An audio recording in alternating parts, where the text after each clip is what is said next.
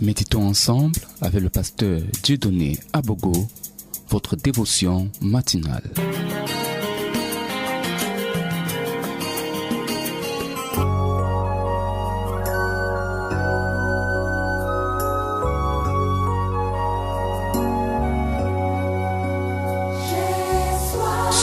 Matinale.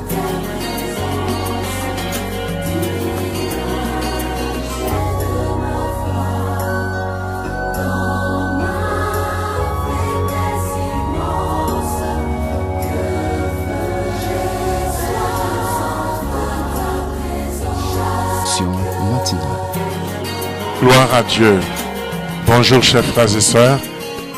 Que la grâce de notre Seigneur permanente demeure en nous et nous aide à arriver à la connaissance de la vérité. Nous prierons le Seigneur ensemble. Père, merci pour tes œuvres. Merci pour l'accomplissement de ta volonté. Tu es le même hier, aujourd'hui, éternellement. Nous te rendons de multiples actions de grâce pour ta fidélité. Nous demandons en ce moment, Seigneur, que tu apaises les sentiments de nos cœurs et que là où nous sommes, nous demandons la tranquillité. Que la voix du Seigneur seule résonne en nous et que nos pensées soient entièrement focalisées à ce que le Seigneur nous dit. Nous demandons le secours du Saint-Esprit afin que nous puissions avoir ce qu'il nous faut pour nous-mêmes. À toi la gloire et l'honneur, Seigneur. Sois béni notre Dieu, au nom de Jésus-Christ. Amen. Gloire à Dieu. Nous allons, chers bien-aimés, continuer toujours à parler sur l'indispensabilité d'étudier la parole de Dieu. Les chrétiens que nous sommes, nous devons retourner, bien-aimés, à pouvoir étudier la parole de Dieu. Nous devons dépenser l'énergie, les efforts pour étudier la parole de Dieu. En ces jours derniers, en ces mauvais jours, étudions la parole de Dieu, chers frères et sœurs. Prenons le temps d'étudier. Prenons le temps d'écouter la parole de Dieu. C'est d'aucune importance. Je veux dire, frères bien-aimés, si peu de chrétiens aujourd'hui croissent dans la foi, peu de chrétiens seulement, cela vient du fait que la plupart des chrétiens n'étudient pas la parole de Dieu. Vous ne pouvez pas grandir dans le Seigneur si vous n'êtes pas un étudiant passionné de la parole de Dieu. C'est la parole de Dieu qui a tout créé. Et c'est la parole de Dieu qui peut accomplir les miracles dans ta vie. La parole de Dieu se défend seule. Si tu crois en elle, si tu te donnes en elle, si tu la pratiques, si tu la suis, tu verras les choses que tu vas faire. Alors, c'est pourquoi, chers bien-aimés, je voudrais te dire que pour comprendre le plan de Dieu dans son ensemble et connaître toute la volonté de Dieu à notre égard et même pour l'humanité, il est indispensable d'étudier avec sérieux et persévérance toute la Bible. Si tu veux comprendre le plan de Dieu dans tout son ensemble, si tu veux connaître la volonté de Dieu à ton égard, comme réellement pour l'humanité, il est indispensable pour toi d'étudier au sérieux et avec persévérance toute la Bible. Matinale. Toute la Bible. Si tu ne peux pas apprendre, si tu ne peux pas te donner, si tu ne peux pas t'informer, si tu ne peux pas te renseigner, je vais dire, quand je le dis, parfois tu peux peut-être, d'autres pensent à l'école biblique. Si tu peux aller dans une bonne école biblique, parce que je dois te dire que l'école biblique même est le lieu où le diable agit beaucoup. Parce qu'il y a même beaucoup de gens bons, des bons chrétiens, des bons gens avec de bonnes intentions pour servir Dieu, qui vont dans les écoles bibliques et quand ils reviennent des écoles bibliques, ils deviennent déformés. Il faut encore de comprendre très bien le CV d'une école biblique afin réellement de t'affilier. Il faut te rassurer. Et comme tu ne connais pas, puisque tu vas là-bas pour essayer de pouvoir connaître, il faut vraiment que Dieu t'aide. Tu sais, mon frère, vous savez, cher bien-aimé, Paul n'a pas honte de dire auprès de qui il a appris la parole. Il savait que c'était un homme reconnu, un érudit, calé dans la parole de Dieu, dans la connaissance de la parole de Dieu.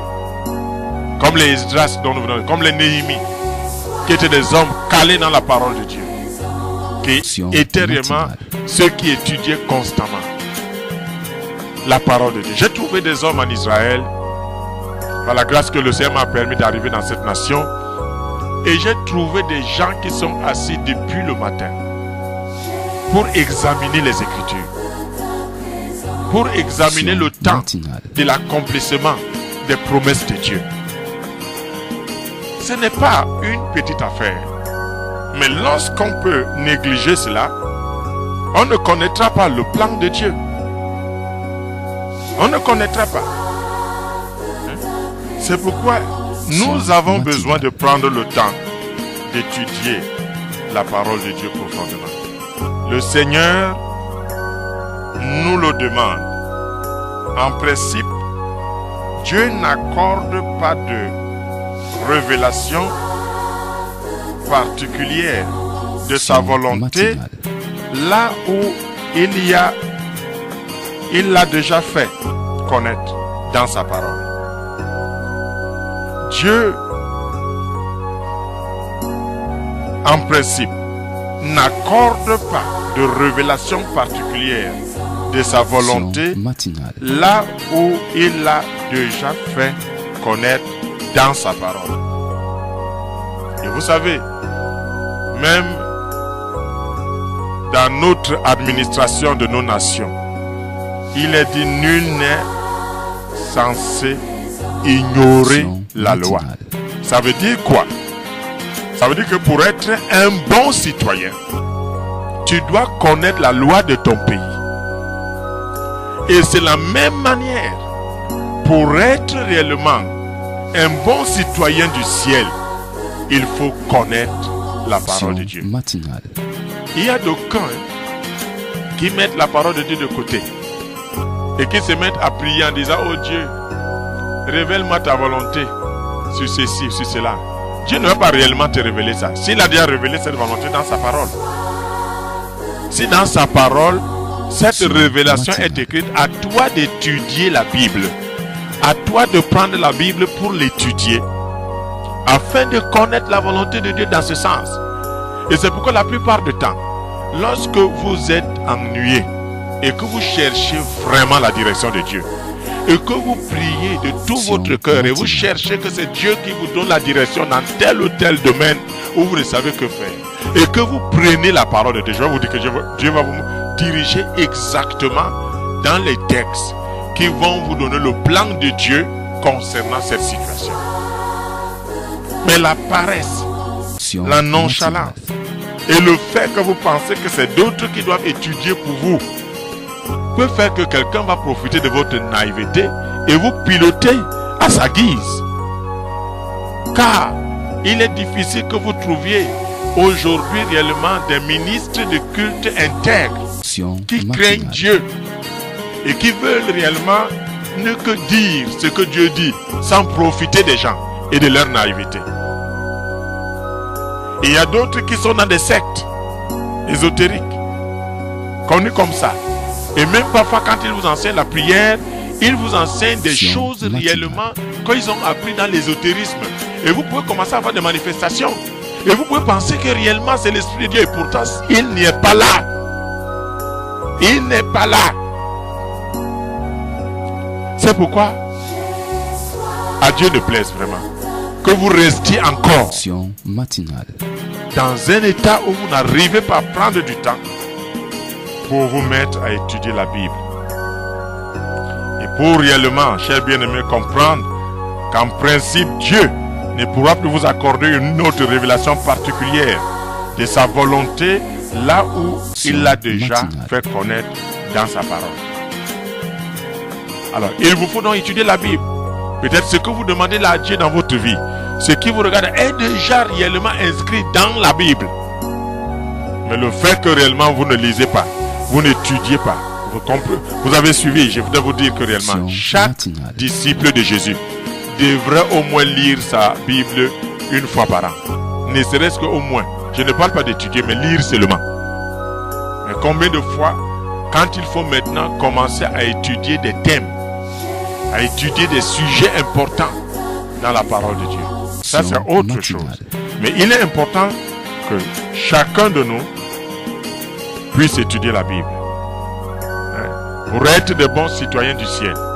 Comme nous pouvons également connaître la loi de notre pays, la loi fondamentale de notre pays, pour être également un bon citoyen de notre pays.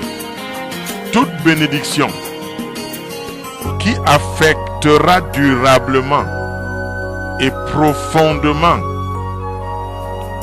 votre vie et vos circonstances dépend de votre connaissance de la parole de Dieu. Je répète, toute bénédiction qui affectera durablement et profondément votre vie et vos circonstances dépend de votre connaissance de la parole de Dieu. Dans Jean, chapitre 15, voici ce que le Seigneur Jésus réellement dit. Et ceci nous amène à comprendre, chers bien-aimés. Le Seigneur Jésus dit ceci dans Jean 15, verset 7. Si vous demeurez en moi et que mes paroles demeurent en vous, demandez ce que vous voudrez et cela vous sera accordé. Oui. Si vous demeurez en moi et que mes paroles demeurent en vous, demandez ce que vous voudrez et cela vous sera accordé.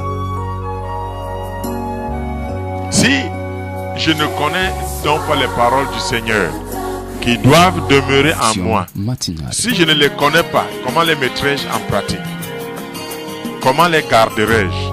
Comment les respecterai-je? Ces paroles. Si ces paroles demeurent en moi, c'est pourquoi je dois étudier la parole. Je dois étudier la parole pour qu'elle demeure en moi. Et dans quelque niveau que ce soit, je ferai ressortir de mon trésor cette parole et la confesser devant le Seigneur et me tenir et me fixer sur cette parole et la réclamer son action, réclamer la bénédiction de cette parole dans ma vie. Si je ne connais donc pas la parole, comment pourrais-je me tenir fermement sur une promesse du Seigneur et le Seigneur m'accorder réellement cela? Dans le psaume 119 dont je vous ai dit tantôt, et dans son verset 98, voici ce que celui qui aime la parole de Dieu dit. Il dit: tes commandements me rendent plus sage que mes ennemis, car je les ai toujours avec moi. Mes ennemis sont toujours là. Mais comment être sage dans ce monde où j'ai plein d'ennemis? Comment savoir comment me conduire? Comment me diriger? Le psalmiste dit, tes commandements me rendent plus sage que mes ennemis. À ton lieu de service, au quartier, dans ta famille, matinale. Tu as des ennemis. Mais comment donc agir? Parfois, nous nous mettons nous-mêmes à nous défendre en disant que nous sommes les chrétiens. Et nous avons une conduite mauvaise, très mauvaise d'ailleurs, contre ceux que nous pensons être nos ennemis. Mais est-ce que tu sais de ce que Jésus a dit concernant tes ennemis?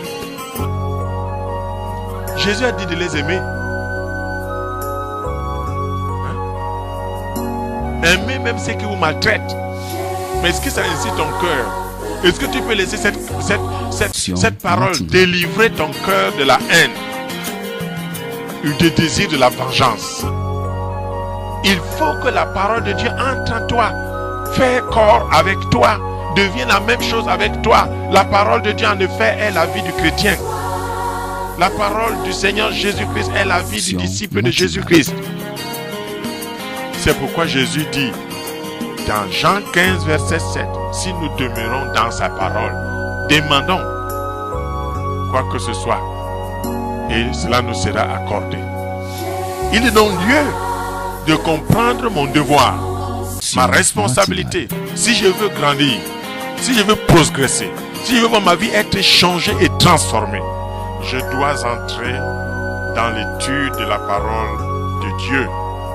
Et au verset 130 du même chapitre, que dit le psalmiste? Verset 130. La révélation de tes paroles est claire. Elle donne de l'intelligence aux simples. Et vous, la révélation de tes paroles est claire.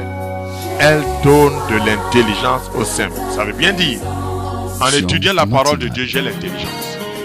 En étudiant la parole de Dieu, je suis éclairé. Personne ne peut me tromper. On ne peut pas m'emmener en bateau. Quelqu'un ne peut pas venir me parler sur ces choses-là. Parce que actuellement, je suis éclairé par la parole immuable de Dieu. La parole inchangeable de Dieu. Je la connais. Et quand je la connais, ça me donne la paix. Ça me donne la stabilité.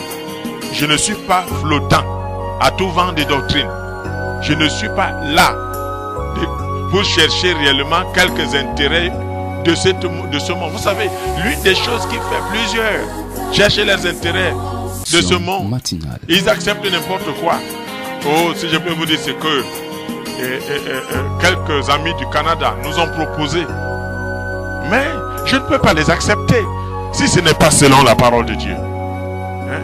Je n'ai pas besoin d'avoir réellement une cathédrale. Parce qu'on va me donner de l'argent qui vient vraiment de l'au-delà. Parce qu'il faut faire ceci. Je ne vais pas accepter de pouvoir avoir une certaine conduite parce qu'on me promet de me donner ceci, on me promet de me donner cela. Jamais du tout. Je ne vendrai pas la vérité que le Seigneur m'a réellement permis de connaître et qui m'a délivré des choses du monde, de l'esclavage des hommes et des doctrines qui ne sont pas selon la parole de Dieu. Je voudrais vous dire, mes amis, voilà ce que dit l'Écriture. Je serai éclairé, j'aurai la révélation sur la vérité et je marcherai d'après la vérité. Dans le verset 165 de ce même chapitre, nous lisons ces mots. Il y a beaucoup de paix pour ceux qui aiment ta loi et il ne leur arrive aucun malheur. Il y a beaucoup de paix pour ceux qui aiment ta loi et il ne leur arrive aucun malheur. Ça veut bien dire, chers bien-aimés, que votre vie sera stable, paisible. Oui, quel qu'en soit le temps et les circonstances, vous aurez pleinement la conviction que Dieu est au contrôle. Il est au contrôle. Il sait ce qu'il doit faire. Oh oui, et c'est ça dans la vie éternelle. Gloire à Dieu. Alléluia. C'est ça donc qu'on appelle la vie, avoir la vie éternelle. La vie éternelle. C'est pourquoi, chers frères bien-aimés, je voudrais nous inviter à étudier et se donner à étudier la parole de Dieu. L'étude systématique de la Bible nous garde de l'erreur, nous garde réellement de suivre une mauvaise route. et nous préserver de la chute. Ça nous préserve de tomber. Il y a beaucoup réellement qui ont été déçus d'aller en église et ont abandonné la foi. Il y a beaucoup qui ont été blessés et qui maintenant ne veulent même plus entendre parler de l'évangile. Ce n'est pas la faute de Dieu, c'est ta faute, messieurs. Madame, c'est votre faute. Vous avez la Bible devant de vous. Vous devrez l'étudier et savoir où mettre vos pieds. Si réellement la vie et la parole de Dieu qui est prêchée dans un endroit n'est pas conformément à ce que la Bible dit, vous devriez partir de là. Et c'est pourquoi, chers bien-aimés, dans Éphésiens chapitre 4, chapitre 4 et le verset 14, la Bible dit clairement ceci. Afin que nous ne soyons plus des enfants flottants et emportés à tout vent de doctrine par la tromperie des hommes, par leur ruse dans les moyens de séduction. C'est pourquoi les vrais hommes de Dieu, ceux qui craignent le Seigneur, annoncent la vérité. Ils n'ont pas besoin de la foule. Ils ont besoin de ceux et celles qui craignent Dieu et qui cherchent véritablement Dieu. Non ceux qui cherchent Dieu à cause de ceci et à cause de ça. Mais ils veulent annoncer tout le conseil de Dieu. Comme Pierre le faisait, comme Paul le faisait, comme Jean le faisait. Ces hommes encore aujourd'hui, il en existe beaucoup. Vous savez, il y a des gens qui peuvent vous prendre dans leur tromperie. Et vous vous réveillerez trop tard, après qu'on vous a utilisé pour atteindre leurs propres objectifs.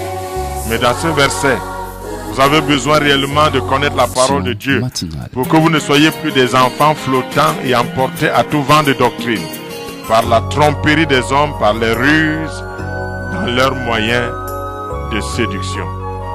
Vous savez, dans Matthieu chapitre 22, le Seigneur Jésus-Christ lui-même en parle également là-dedans pour nous amener à comprendre de pouvoir faire nos efforts pour nous garder de l'erreur et de la tromperie. Matthieu 22 et au verset 29e. Voici ce qui est écrit. Jésus leur répondit, vous êtes dans l'erreur parce que vous ne comprenez ni les Écritures, ni la puissance de Dieu. Et il parlait ici au pasteur. Il parlait ici au pasteur. Est-ce que vous comprenez? Donc, c'est possible que d'autres dirigeants qui ne maîtrisent pas la parole puissent amener les gens à l'erreur. Jésus leur répondit, vous êtes dans l'erreur parce que vous ne comprenez ni les Écritures, ni la puissance de Dieu. Cherche à comprendre les Écritures, mon ami. Cherche, mon ami, à comprendre les Écritures. Cherche à comprendre la puissance de Dieu. Ce sont des choses que tu dois venir devant Dieu avec un cœur tout entier pour recevoir réellement de l'aide de la part du Seigneur. La connaissance superficielle de la parole de Dieu nous entraîne à suivre les nouveaux courants de doctrine. Parce que réellement, nous avons une connaissance superficielle de la parole de Dieu. Considérons très bien, comme je l'ai dit, la fin du 1er siècle. Considérons, chers frères, la fin du 1er siècle. Lisons un peu l'histoire de l'Église, si vous avez l'occasion. Lisons vraiment et nous comprendrons ces choses. C'est pourquoi, tandis que nous sommes en train de terminer, chers bien-aimés, je voudrais le dire que l'Église, à la fin réellement du 1er siècle, il y avait toute floraison de fausses doctrines qui circulaient et qui étaient réellement des choses réellement qui déviaient beaucoup de disciples.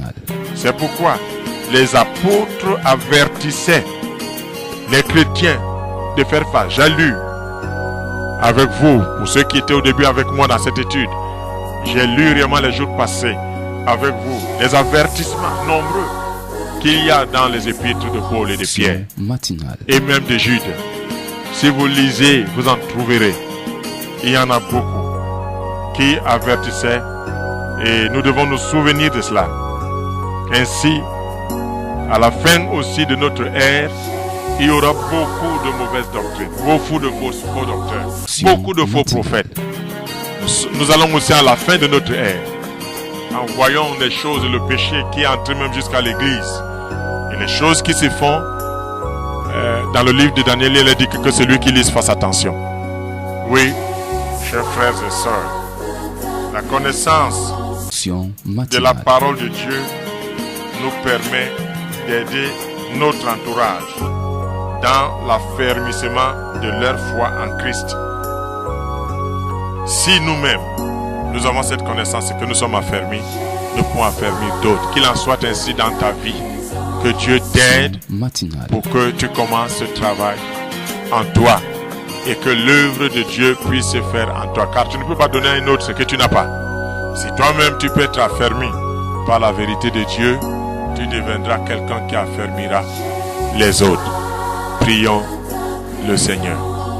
Notre Dieu et notre bon Père Céleste, nous te remercions pour ta grâce que tu ne cesses de répandre sur notre vie. J'ai parlé avec mes frères et mes sœurs. Je voudrais remettre notre Dieu tout ceci à toi, afin que toi seul tu les amènes à expérimenter ta parole qui est puissante. Parce que tout ce qui a été fait dans ce monde a été fait par ta parole. Dieu fait des miracles simplement en obéissant à sa parole. Nous voulons, notre Dieu, voir cette transformation prendre corps dans la vie des frères et des sœurs aujourd'hui, dans notre pays, comme l'étaient ceux qui ont été les pionniers du réveil au Cameroun, qui mettaient ta parole et qui nous ont amené ces révélations qui ont changé cette nation. Nous te remercions de bénir le Cameroun, de bénir l'église du Cameroun. Ramène-nous, notre Dieu, à l'étude de ta parole et à garder la vérité. À toi la gloire et l'honneur, au nom de Jésus-Christ. Amen. Voici nos contacts, chers bien-aimés. Vous êtes sûrs. Méditons ensemble. 699 995 521 ou 670 126 522 ou encore 699 811 901. Que le Seigneur vous bénisse et à la prochaine.